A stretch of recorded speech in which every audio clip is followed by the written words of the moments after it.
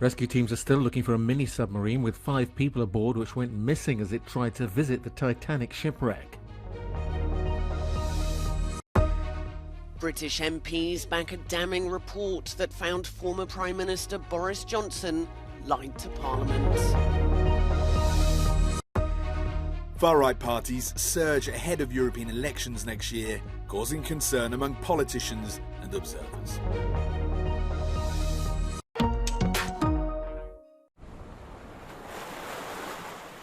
An international search and rescue operation is continuing in the deep waters of the Atlantic Ocean in a desperate hunt for a submersible vessel carrying 5 people. The vessel, which is used to allow specialists and tourists to document the wreckage of the iconic sunken ocean liner, the Titanic, was reported overdue Sunday night about 700 kilometres south of St. John's, Newfoundland.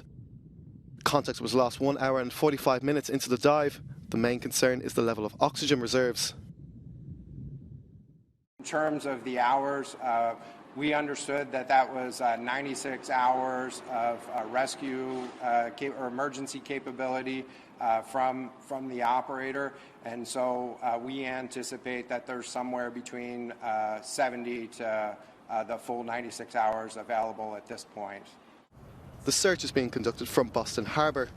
Those on board will have travelled some 595 kilometres on a larger ship to the area above the wreck site, then do an 8-hour dive to the Titanic on a truck-sized submersible known as Titan.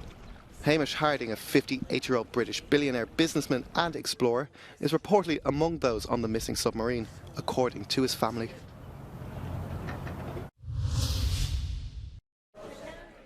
British lawmakers have voted to endorse a damning report that found ex-Prime Minister Boris Johnson lied to Parliament about lockdown-breaking parties. To the right, 354. The noes to the left, 7. By misleading Parliament, which is a serious political misdemeanour, Johnson, who was ousted as Prime Minister by his own party less than a year ago, will not receive a pass to visit the parliamentary estate and would have been banned for 90 days from sitting as an MP had he not resigned earlier this month. He quit after being sent the report's findings in advance. The debate and subsequent vote, which pitched the former Prime Minister against former cabinet ministers, have laid bare the split within the Conservatives over Boris Johnson's legacy. It has also angered the country, which views the reports of partying by politicians and their support team during COVID lockdowns as proof that there was one rule for the people and one for those in power. Although some see the vote as symbolic, others say the endorsement of the damning report by such an overwhelming margin is a small but important step in restoring people's trust in Parliament.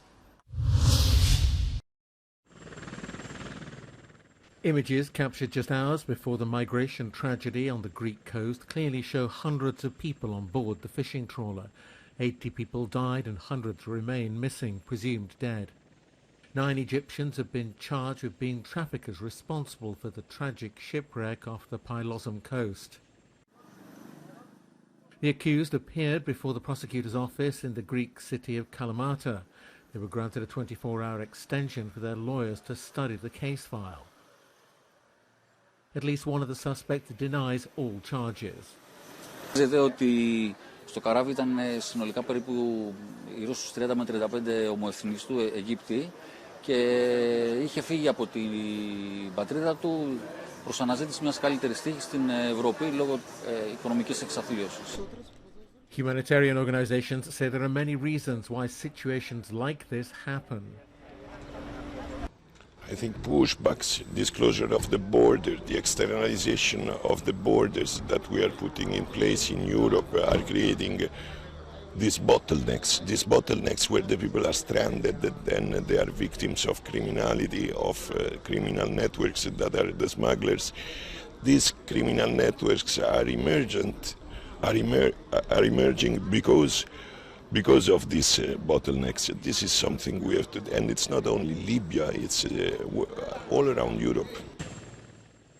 Search operations continued on Monday with a Navy frigate and another 3 ships assisted by a Coast Guard helicopter and one of its aircraft.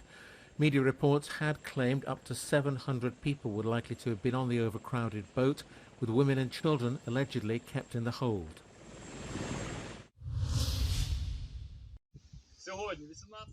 Ukrainian soldiers hold up their flag on recaptured territory. It doesn't happen as often as the authorities would like, but shows the counteroffensive is bearing some fruit.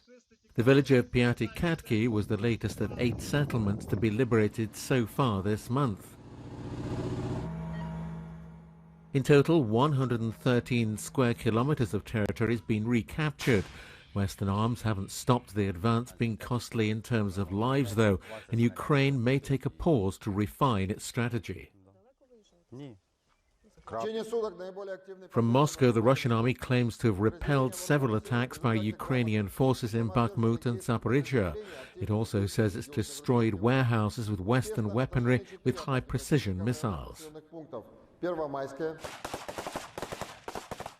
The almost complete silence of the Ukrainian authorities about the offensive contrasts with Russian claims about numbers of enemy casualties on both fronts.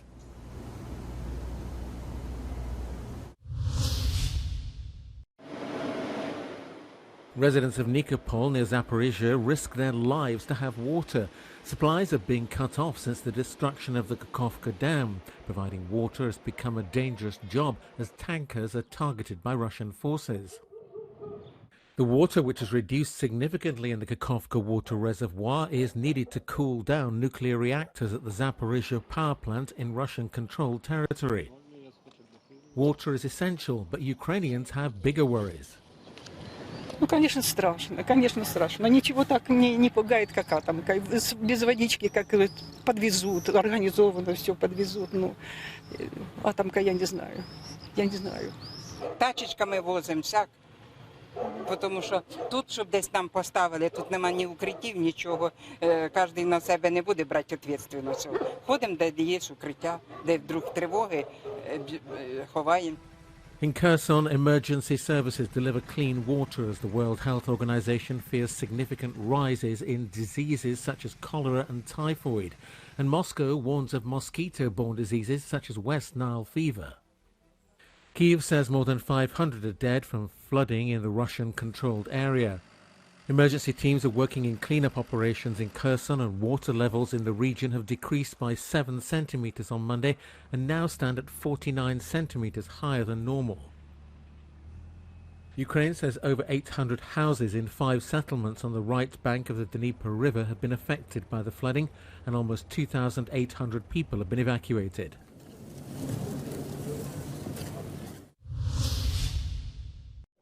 Global warming is advancing faster than expected in Europe. An annual report by the World Meteorological Organization and the European Copernicus Network says the average temperature on the continent is 2.3 degrees warmer than it was at the end of the 19th century. This overheating doubles the global average and fuels exceptional heat waves and droughts.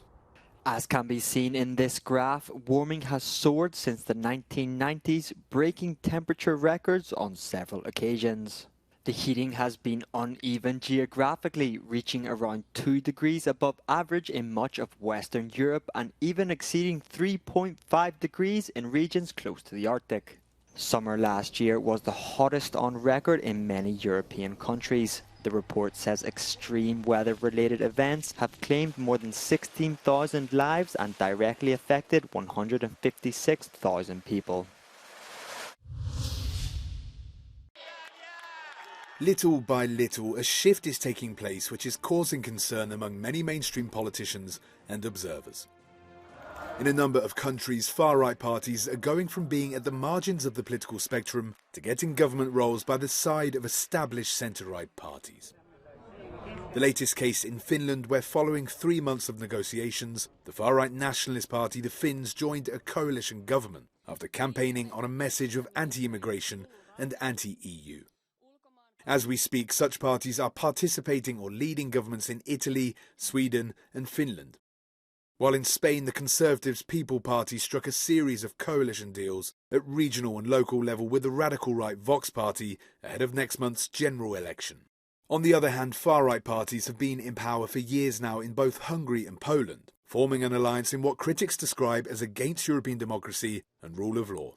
They say that the reasons behind this trend vary from country to country, from immigration to the economy, and even the war in Ukraine. Lots of voters are quite disillusioned with ordinary conventional political parties. And as we've seen, there have been numerous globalized crises.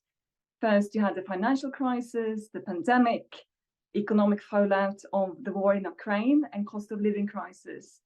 And in times of crisis, some of these populist far-right parties, they do find quite simple solutions to these very complicated problems, promising to protect the people and also sovereignty against the perceived and real threats from the outside. Now, just 1 year ahead of the EU elections, what matters is the new political alignments that are forming. The latest flirtation between the centre-right EPP and further to the right ECR focuses on a number of issues like the European Green Deal. It's raising concerns over EU policy making after the 2024 election. A stronger election results of extreme forces will push the mainstream in a certain direction, will put it under pressure. Will that lead then to the end of the EU? This is not, I think, what is in the cards, but it could make things more difficult at the European level, and this happening at a time where actually you need a higher level of ambition with respect to the EU's responses to the many challenges we're facing, to the many transformational challenges we're facing, whether it has to do with geopolitics, just look at Ukraine and the international order, look into the green transformation, look into digital transformation. Spain will hold snap elections on July the 23rd. And analysts suggest that its results will play a key role in determining the future orientation of Europe's largest political group, the EPP.